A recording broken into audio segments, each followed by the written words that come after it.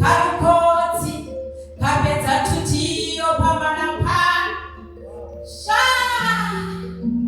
rukonye rwaiyi rwapinda mupwere idzi dzamunorera nekukaka idzi dzikazomuka dzichikurumai musazoti dzava nechibwa mupengo idzodzi dzamunomukira sairi kana dzaveze mashanga musazoti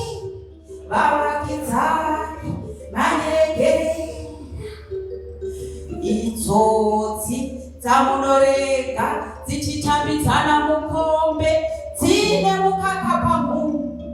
dzikazomuka dzichikutukira imweni mai musazoti maneji yangu musarega dzomusango shiri dzichivakira matendere pazvitsuri zvapamusha mangwana dzinomutakanisa musadzirega dzichitambidzana guka kana mutoriro musadzirega dzichibata dombo musadzirega dzichitambidzana prongo musadzirega dzichimhanyira kwadzinorova matumbu nokuti ndimishe vatsari vevavanga achabvako gonzo mbiri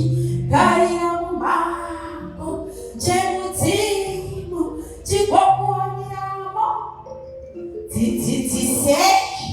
kuti anovera makomo anonongedzerwa nechipapera kwete nekakungwe kuitira kuti padzinonoshava dzisazotetereka dziudzei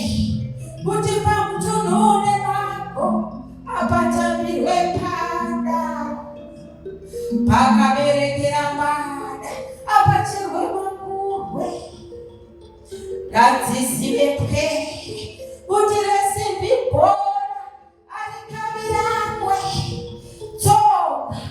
dzinoita matuzu varovi vengoma vanochinjana zvave kwauri mutsani kudzana usiku hwose asi anomuka achiamba ndeyangu makuru paunodzidzidzisa tsinga namagariro chibvari matine monemo dziudzei kuti guka rinomutswa muduri rigokukuya pauya rigokupepeta murusero usatamba nezvinamambada kana zvifutsamwiri siyana neyavo vane mutikinyiri ukangodaro warova tsuku zvese negwedzi rayo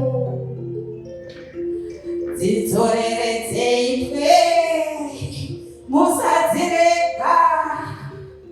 dzigoziva kuti kurangwa kurehwa. Munja Yahweh.